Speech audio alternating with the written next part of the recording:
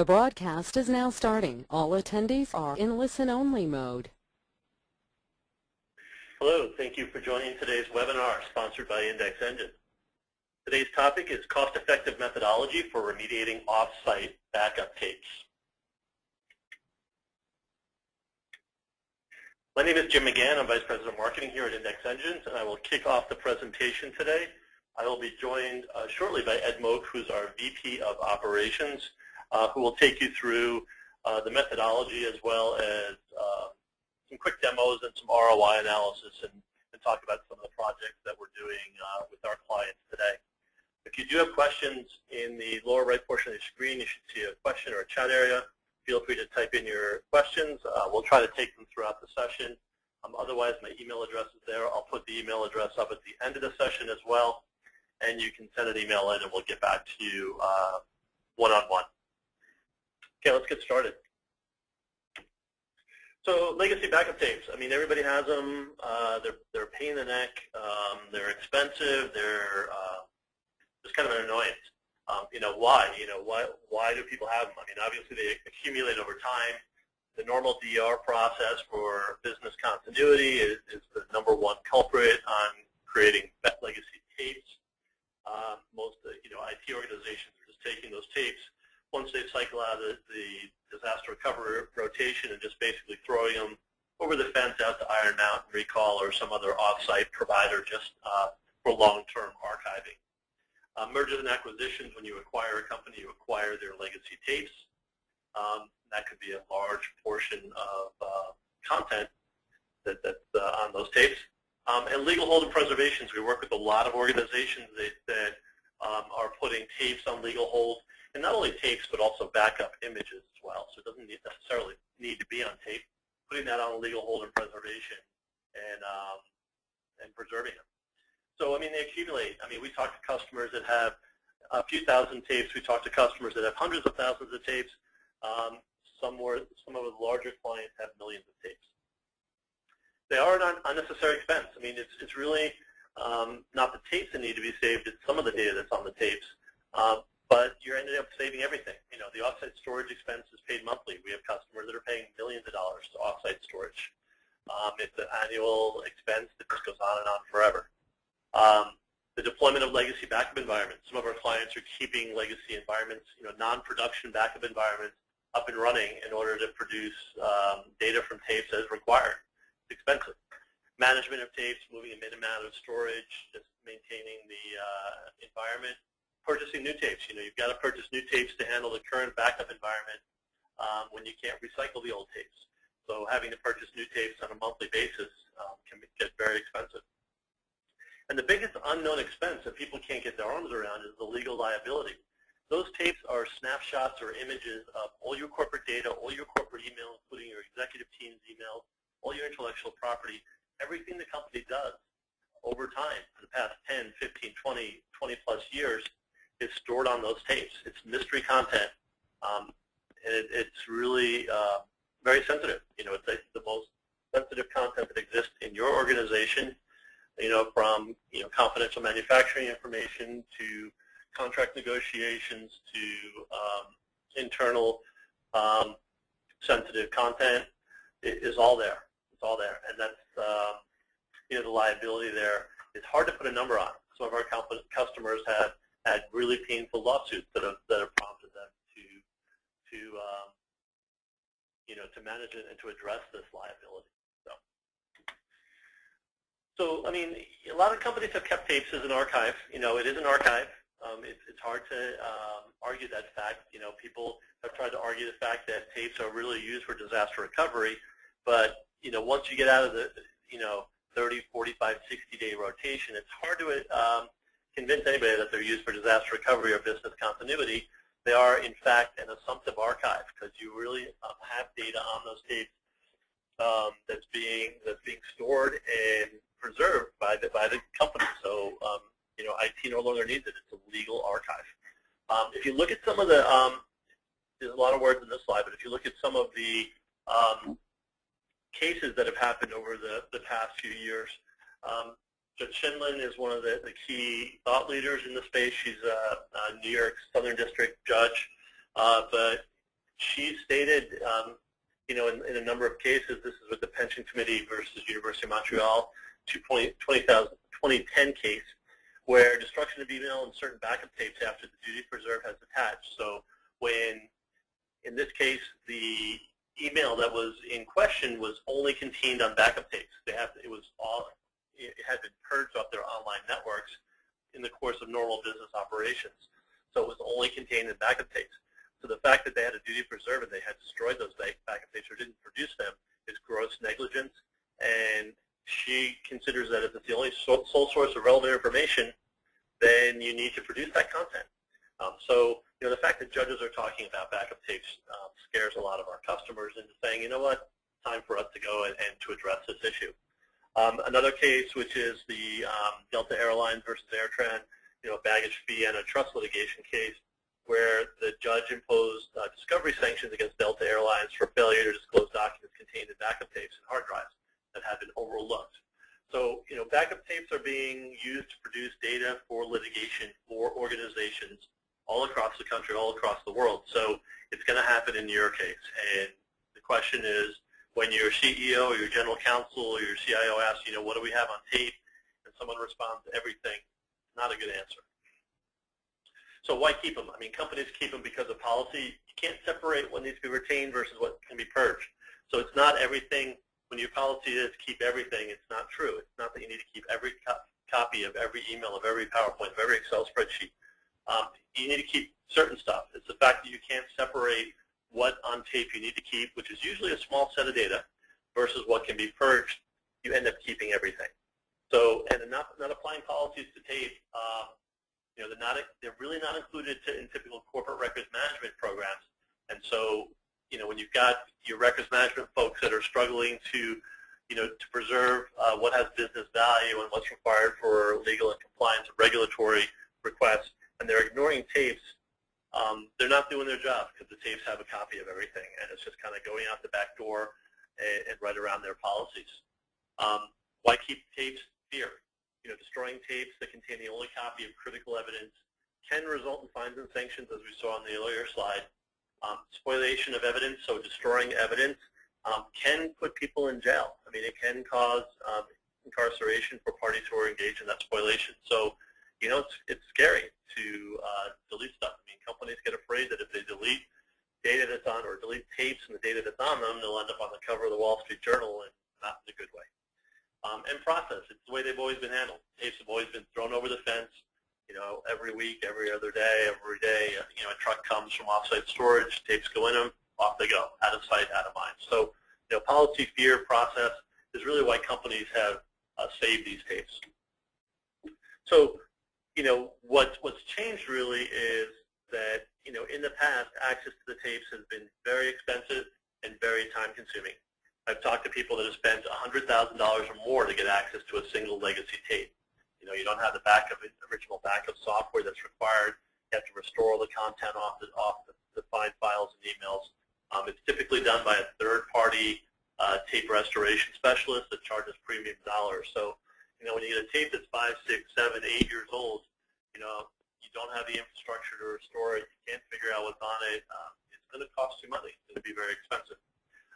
What we're talking about today is really direct tape access. So, you know, technology here at Index Engines has solved the direct access problem. So, you know, no need for the original software. You can search directly on the tape based on the metadata and the full content. So I want to find email that was sent to John Doe in June 2006 that discusses the Jones contract. So I can type in some keywords, some date ranges, some metadata, and I can uncover those emails and files and attachments and extract them individually. So I can go and cherry pick relevant content off of those tapes and extract them into legal hold and preservation without any need for full tape restoration. So, you know, direct tape access changes the dynamics of working with tapes, makes them very, very affordable, very manageable, very cost-effective in order to get access to. And that really facilitates tape remediation. So, you know, without having direct access, you know, having to restore and work with restoration, the original environment is complex and time-consuming, and it's really a non-starter for organizations. So, So direct legacy tape access, so really it's a simple process. So you load the tapes in a library or drive, tapes are scanned, and again, all coming back to the formats that supported, your net backup, ArcServe, HP Data Protector, Commvault, TSM. So you load them in the library. Libraries are great because that adds a lot of automation into the process. Individual drives are kind of have to be fed one by one. So the tapes are scanned. The catalog does a header scan of the tape. So the header is going to tell you high-level information, which is very important, and the index is the full tape scan. Why do we separate the two out? I know some, people would like to do a single pass across these tapes, but you can do a lot of culling based on the catalog information. So you can really purge a lot of the content. So catalog can show you stuff that's out of date range, stuff that's servers that don't have any user data on it, or stuff that has not any legal hold or preservation requirements on it. So you can purge a lot of content based on cataloging or scanning the headers. Indexing is going to give you a full tape scan. It's going to go deep in there, and the deepest indexing is really what determines what you're going to preserve and extract from the tapes. So once you do that and the tapes are scanned, the catalog and full content and index reports are generated on any exceptions. So tapes do go bad, I/O errors, problems, just blank tapes, all sorts of stuff. So this catalog here that's generated is really powerful. So let's zoom in on that. So what that is it's going to capture the tape header information and the backup set header content. So you can see here on in different slots, slot 1, slot 2, slot 3, and I'll jump in and show you a quick demo of this. You can get some ideas of when the tape was made, what server was backed up, the Windows server. You can see the notes, Lotus Notes, or Exchange server or email server. You'll see that as well. So you can get some ideas and organize it, by the backup types like Exchange, Notes, Oracle, Windows, and so on, and organize it at a high level and say, based on this information, I can do some culling and eliminate a lot of these tapes.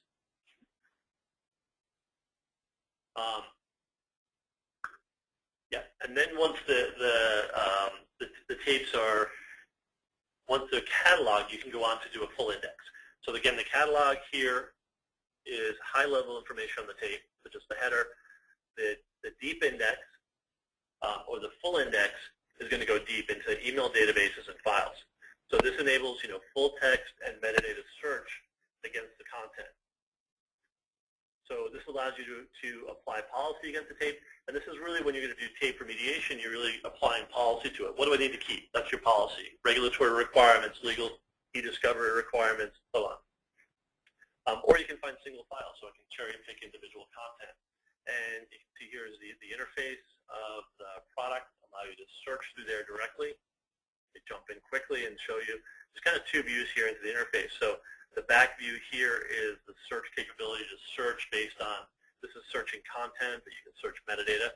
So if I just want to find John Doe's or Sally Smith's mailbox from 2006 to 2007, I can do that. If I want to do a keyword search, I can do that. I can do it on attachments, I can do it on email, I can do it on files, I can do it on spreadsheets, on documents. I can pull entire Exchange databases out. And you can see individual files and results. So this is all done based on the index of the tape, not restoring anything. So any of the search that happens, all the data is still on tape, haven't moved a single thing off. The reporting interface that you see here on the bottom is a different view. Just select a separate tab.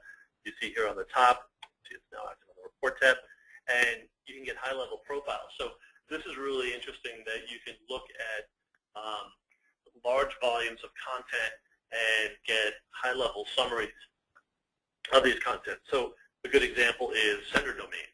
So I have a bunch of email that was processed. I want to see where did all this email come from. So I want to see who sent John Doe email over this time period. And you can see, there's a bunch of email that came from, spam or garbage that's not of interest that can be purged out. There's email that was done internally. There's email that came from the outside legal counsel that can be tagged as privileged. This is nothing that needs to be produced. There's email that came, between certain people that is in question, so you can look at that exchange and so on.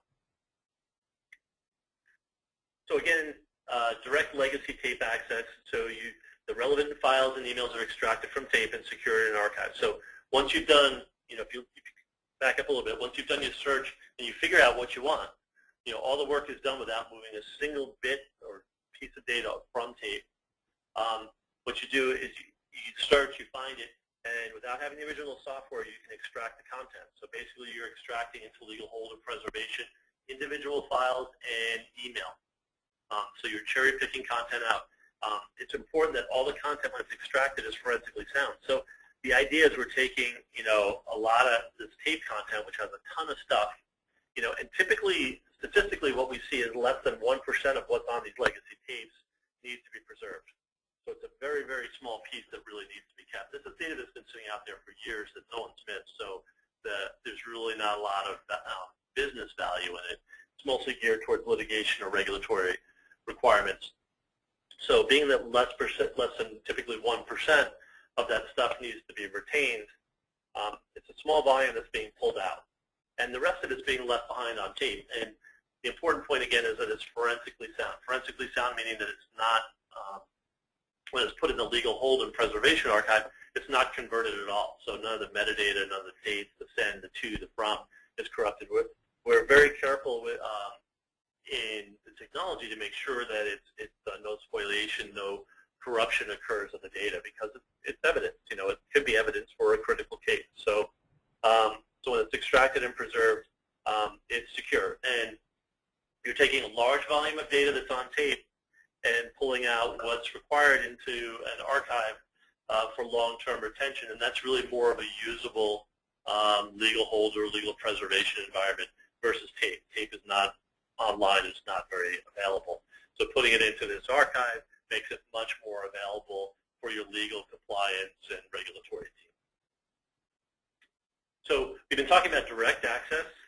So direct access is the technology that was invented here at Index Engines versus restoration.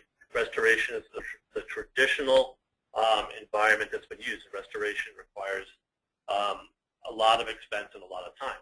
So in direct access, no original environment. You don't need any of the original software of the environment that was used to create the tape.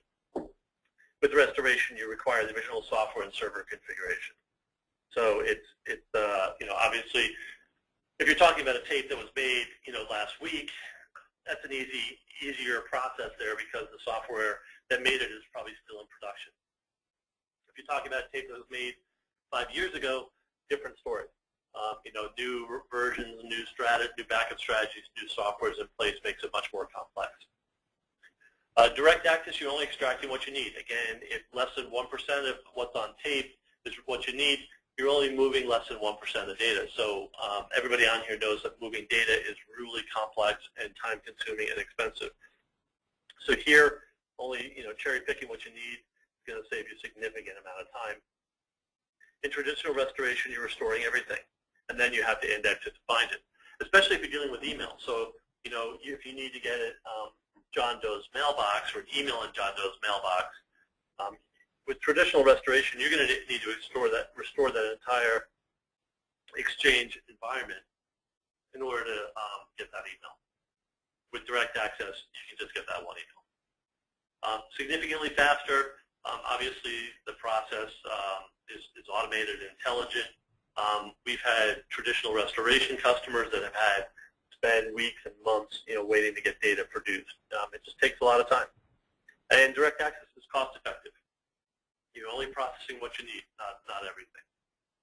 Restoration, again, you're dealing with large volumes of data. So it gets very, very expensive to manage that content. So here we're going to go into methodology for cost-effective tape remediation. And this is kind of a process that we've developed here at Index Engines that is deployed at a number of our customer sites in order to manage tape remediation projects. So the objective really is to extract the relevant data from tape. So it's the data that's required for long-term retention according to policy, the data that's required for legal hold and preservation. It's the important stuff that has business and legal value. Extract that from tape. Again, it's a small chunk. Remediate the legacy tapes in offsite storage. Once the data is extracted, you can shred tapes. We have customers that ultimately shred tapes and destroy them. We have customers that end up not shredding them. They purged quite a few from offsite storage, but they put in key tapes back into offsite storage just for safekeeping, because it's really a strategy. So the goal, though, is if you can shred them, and to really minimize your offsite storage expenses. So again, if you're not going to shred everything from offsite storage, what you can do is compress it. So you can get rid of incremental content. You can get rid of blank tapes. You can get rid of redundant stuff. So there's a lot of stuff you can get rid of. If you can compress your offsite storage fees in half, that's still a significant savings.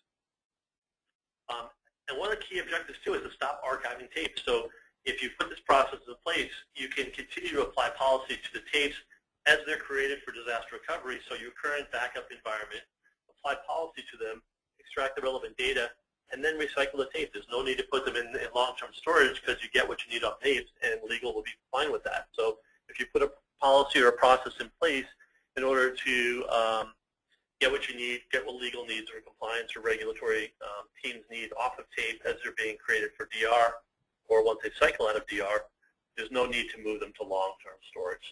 So the thing is, clean up the mess and stop making the mess. So what I want to do is actually pass it over to Ed Moak, who's our VP of Operations, to kind of go into more of the technical environment and what the infrastructure is. So again, tape remediation is the goal here.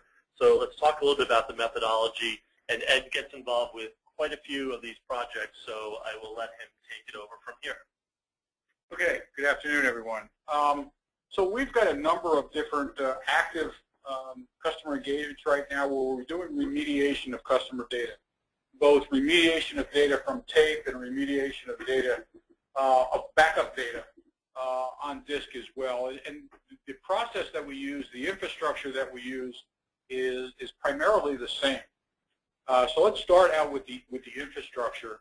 In each case, we were working with a dedicated environment that is just focused on remediating the tapes, and we'll take the tape situation, or just remediating the tapes. The dedicated environment where we have total control of the process of the data, the tapes itself. It allows us to have a strong chain of custody and security of that data during the entire remediation period. We use our index engine is really the core of that infrastructure.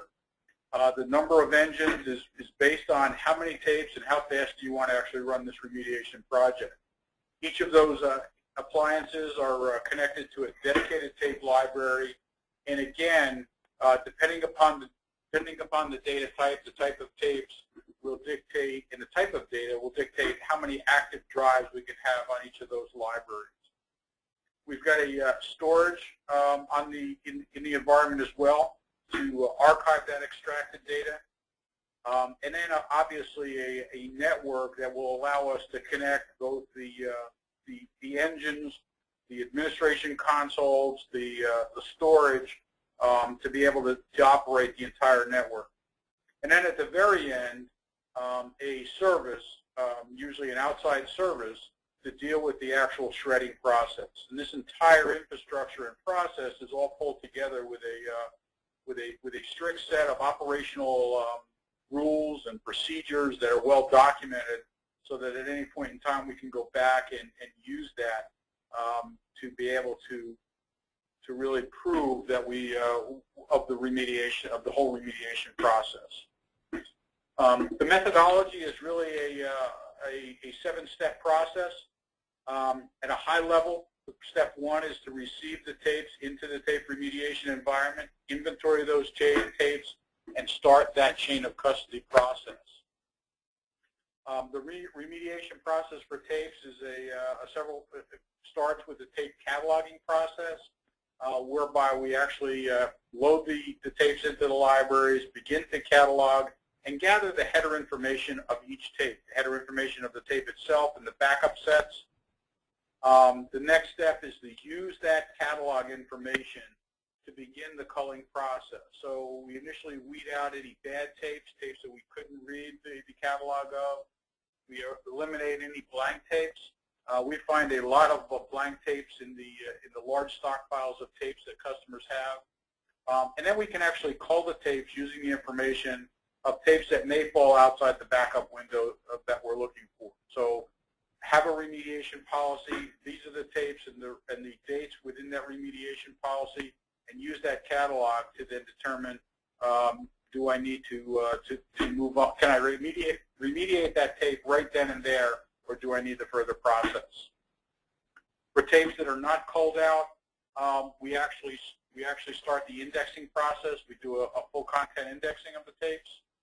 Once that's done, the remediation policies are applied, whether it's a manual process or an automated process, and I'll talk about that in a couple of minutes. But we actually run the remediation policy, the searches, extract the data that is relevant to those policies into the archive, and once that's complete, all the data that is responsive to those policies are in the archive. We can now actually remediate those tapes, recycle those tapes, or destroy those tapes. So a seven-step process. I'll go through a high-level view for each of these steps. So the first one is the retrieve and inventory the tapes. Again, it's getting the tapes in, generally in batches. Large volumes of tapes. We've got one customer with hundreds of thousands of tapes. So we're getting those tapes in batches. The batches could be dependent upon a date range. It could be dependent upon a location. But that we're receiving them in small batches, entering them into the chain of custody, starting that chain of custody process. Doing a physical inspection of the tapes, weeding out any tapes that may be damaged. Going into the tape bin and just physically cannot load into a library. And then beginning that catalog and developing a database that I can use to track those tapes as they come into the process, and I'll also use that database when we're done processing the tapes to show that each tape exited the process and the status of each tape. Next slide. So the tape cataloging is the next step. So we're going to load those tapes into the catalog for library. We're going to make sure all the tapes are right protected so they can't be modified. We're going to read the header information of the tape header information, as well as the backup set header information. We're going to sequence tapes, so we understand out of that header, we're going to understand the sequence of backup tapes. We're going to find tapes that maybe have I/O errors on them, or old tapes that we can't read anymore. They're tapes that the media is actually damaged. We're going to flag those tapes at that point in time. And those damaged tapes, whether it be physically damaged or media damaged, are going to go into the bad tape or the bin for special handling. I/O type errors within the process, generally they'll be processed a second time.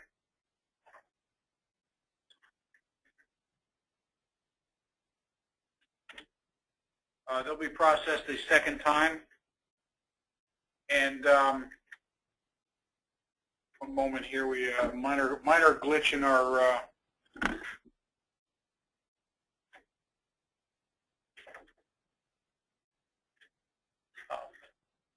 apologize, 1 second. I lost my screen in my place.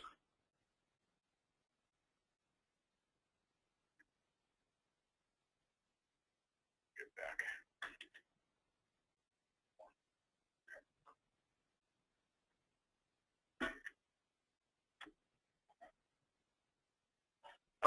Where they have a process where they'll read the tapes 2 times before they actually declare those tapes as unreadable. We're going to generate that catalog report, a report of all the tapes that have been cataloged, and that's what's going to take us into the culling phase.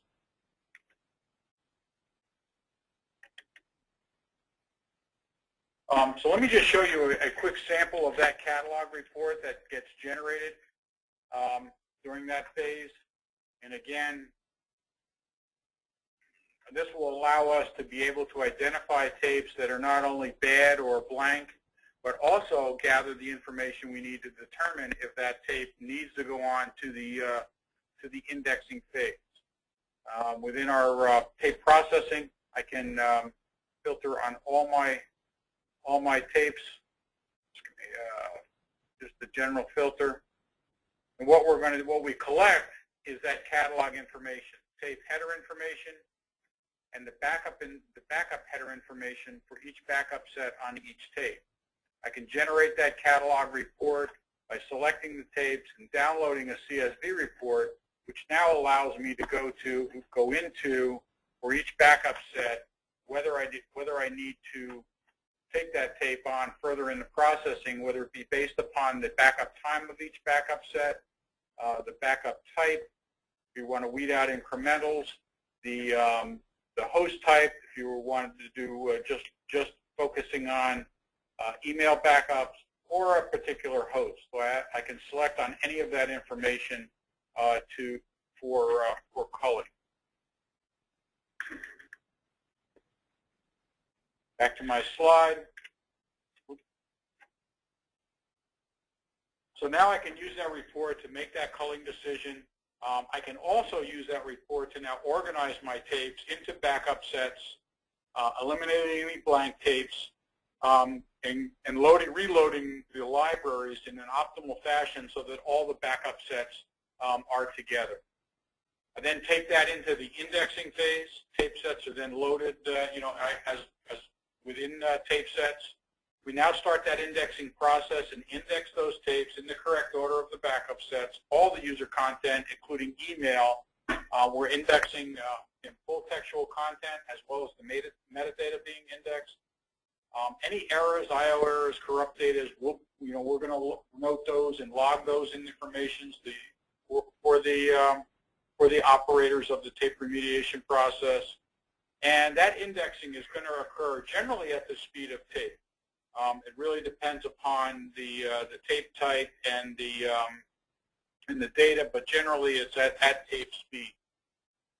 Once the indexing process is done, we now can apply our tape remediation or archiving policies. We can do that in two ways, either a manual way or an automated way. But those policies are created using queries, using the query language within the system. Most of these searches, most of these queries, most of the policies are based upon custodians and generally date ranges.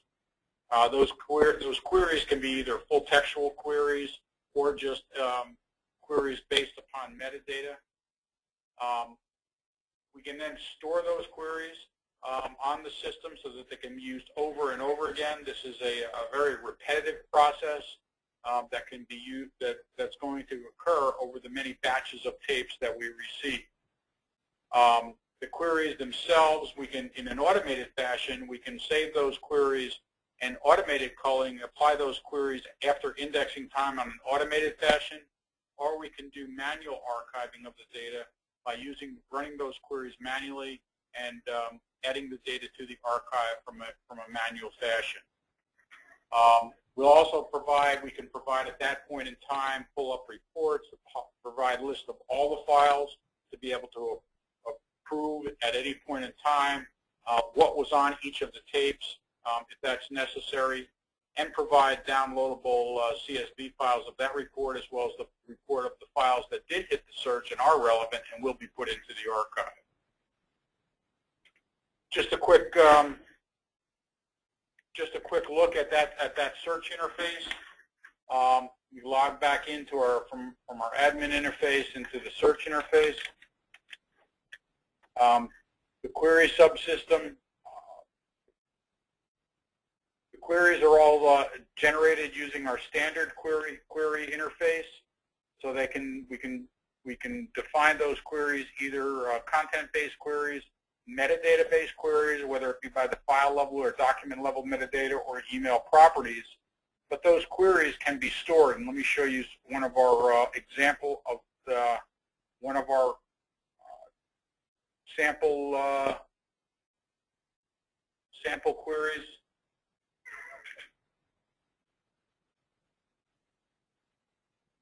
And bring up one of those queries here and look at that query. In this case, that was the wrong one.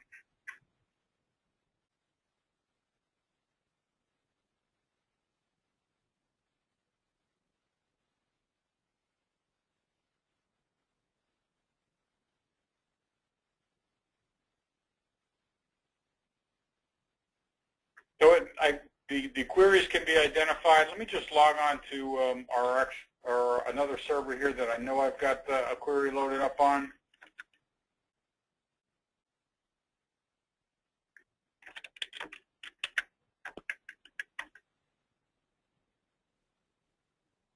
In this case, the query that I'm going to demonstrate is a custodian-based query using date filters. So the policy in this case was to actually archive all data associated with a small set of custodians within a certain date range, and archive those queries. So in this case, I've got a query that I've saved as a collect. Load that query, and I can look at the actual query itself. So it's all email for a small number of custodians within a date range. I can now apply that policy as a query, either manually by running that particular query and identifying and selecting the appropriate data and adding it manually to the collection with the collect button, or I can load this query prior to processing, and after the indexing is complete, this query will be automatically applied to the data against the new indexes, and data automatically moved into the archive. Once that is done, data is then tagged. All the relevant data for those queries is tagged and moved into the legal hold, the archive. At that point in time, once the data is moved, all tapes are then perceived as being processed. So I'm processing tapes in batches, moving the data to the archive, generating reports to prove what data is in the archive. So I have reports showing me what data is on tape. I have data showing me what data is in the archive. Once that's done, those tapes are deemed processed. I can identify and mark those tapes as processed. And once that is done, I can take those tapes and send them to the recycler, and shred those tapes or have those tapes erased and reuse those tapes. So I've got an end-to-end 7-step process that is can be fully validated, that allows me to move relevant data from those backup tapes into my legal hold archive, and now providing me the means to actually remediate and destroy those tapes, never have to be stored. So one of the important points to realize is that a lot of this processing is automated. So the index engine and creation of policy is done once, and it's applied to tapes. And using libraries, a lot of the process happens automatically. So it's really not a resource-intensive process. It's really 7 automated steps. So, Ed, a number of the projects you're dealing with are, a couple thousand tapes, which can be done easily with one index engine. But you're dealing with projects that are in the hundreds of thousands of tapes that have more of an engine infrastructure. I've got 20 to 30 engines on one project. Right. So a lot of that is based on the playbook that's created, and the process and methodology that's created is being applied to those tapes, and a lot of it, the majority of it, is automated. So we see it's cost-effective and feasible for those types of companies that are in the hundreds of thousands of tapes to go through this process. And the important point is to understand that we can work with organizations to develop an ROI, which is the return on investment, on how can you recoup those offsite storage expenses, apply that budget to remediation of the tapes. You're not paying them year after year, and you're also controlling the liability, which has very much an unknown cost. So I think, Ed, what we want to talk about here is how do you work with customers to develop an ROI analysis. Maybe you could actually show us a little bit of how this is done in the few minutes we have left. Sure. We've got a calculator we use to help with that.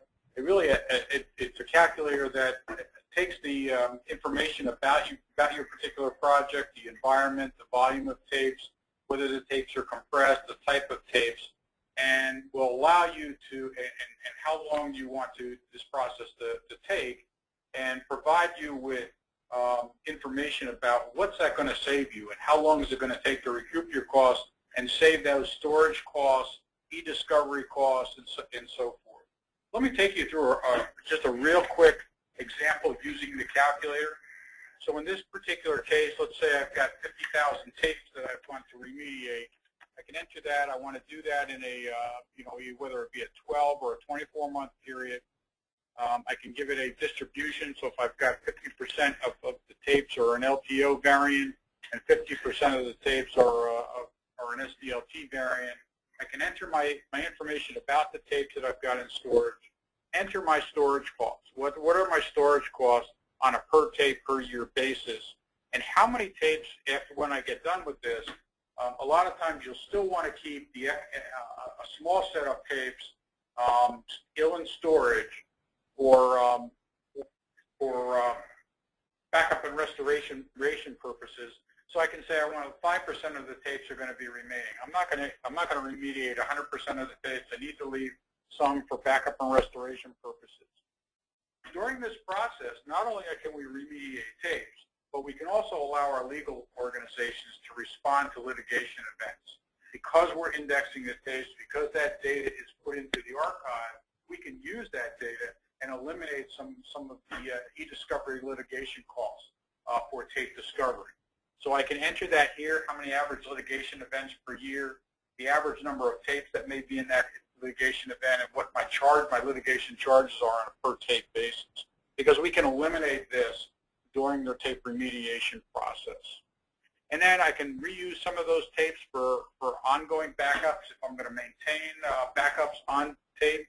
Not only can I can save money by not destroying the tapes, but by erasing the tapes and reusing those tapes for current backups. And I can enter my average number of backups per year, fulls, incrementals, the number of backups per month, and what my tape per tape cost is. I'm going to factor that into the ROI. Once you put this in, the calculator will then generate what it's going to take in that infrastructure, the number of index engines and library combinations, modules. In this case, to do a 50,000 tape in 12 months, we're talking about 4 index engines, library combinations, some other miscellaneous, including the miscellaneous equipment charges, the actual cost of the equipment, the software cost for the index engine software cost, and the labor costs as well. So I can put into the calculator what my staff is, in this case one staff with an hourly rate of $35 per hour with 100% allocation, and I can estimate my labor costs. And we can do that in conjunction with the customer during the consultation. So get a total cost, hardware, software, labor of $783,000 or $15 per tape. Now use that to discover what my savings are going to be, what my ROI is going to be for this particular job. My storage costs are $1 million per year annually. My backup tape costs are $25,000 per year, and the storage cost post-remediation for those 5% of the tapes is going to be $50,000. And I can get down to what my annual savings are going to be and what my rate of return is on my investment. In about a half a year, I can recoup my costs and achieve, you know, over $1.5 million worth of annual savings going forward. Okay, so actually most of the projects that we do, we see less than a year return on investment on remediating tapes. I mean, obviously everybody's situation will vary, but this calculator, this ROI analysis is available for all organizations. We can take you through the process and show you what the cost savings will be for your organization as well. So it really does depend on your environment and so on.